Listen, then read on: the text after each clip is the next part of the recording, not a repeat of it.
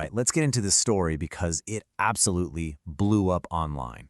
I mean, it had all the perfect ingredients for a viral firestorm. You've got a global pop superstar, a really provocative political statement, and a multi-million-dollar mansion just hanging in the balance.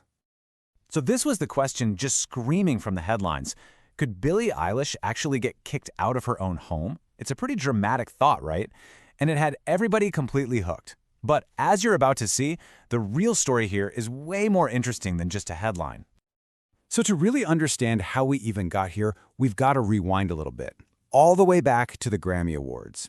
This is where a single sentence basically lit the match on this whole thing. Okay, so picture this. It's the 68th Grammy Awards. Billie Eilish walks up on stage to accept the award for Song of the Year. Right away, you can see she's wearing a pin that says "Ice Out," so she's making her political stance pretty clear before she even opens her mouth. And from there, she delivers the one line that gets everything started. And boom, there it is. It's a direct two-part punch.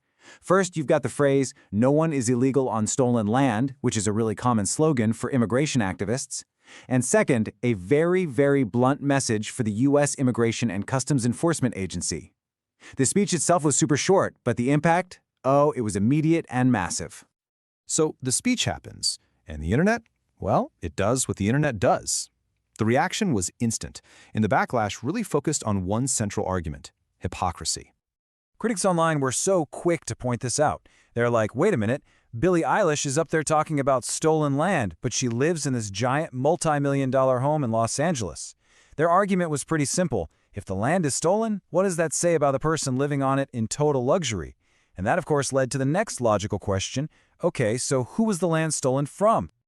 And that would be the Gabrielino Tongva Nation. They are recognized as the first people of the Los Angeles Basin. We're talking about ancestral territory that is just massive. It covers over 4,000 square miles, which, yep, includes the land where Billie Eilish's home now sits. And just like that, the Tongva people were suddenly thrust right into the center of this story. So with all eyes now on the tribe, the media narrative started to frame this as a direct confrontation. A pop star versus the people whose land she lives on. And this headline right here is the perfect example of how the media ran with it. A headline like this from the Toronto Sun makes it sound like the tribe is coming out swinging, ready to call out a virtue-signaling singer. It implies conflict, it implies a demand, a showdown. But what did the tribe actually say? There is a massive gap between the media's framing and the actual reality of the situation.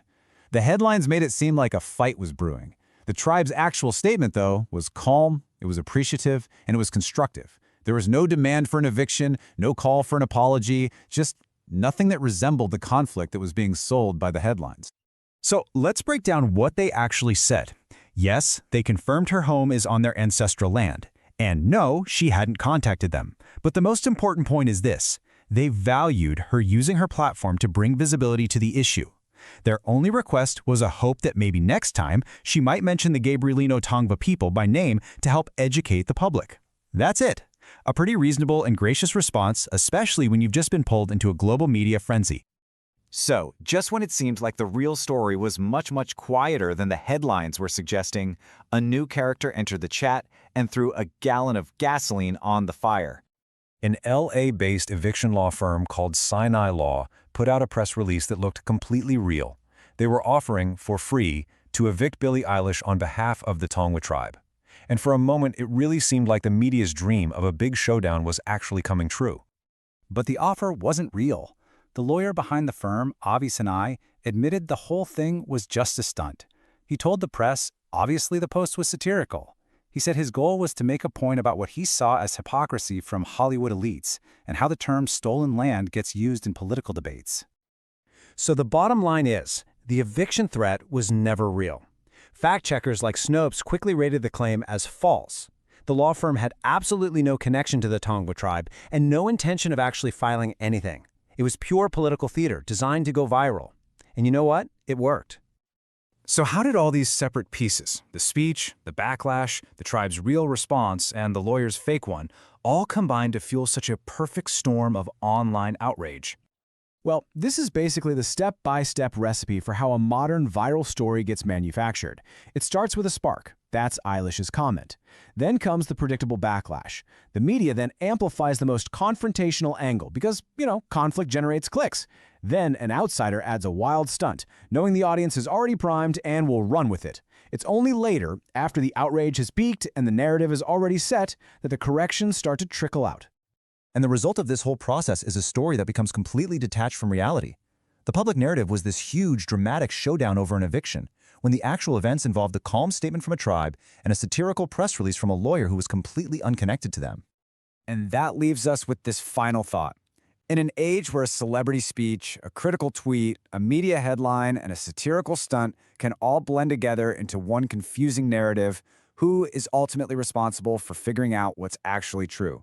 Is it the speaker, the media, or is it on us, the audience, consuming it all? Something to remember the next time a story like this completely fills your feed.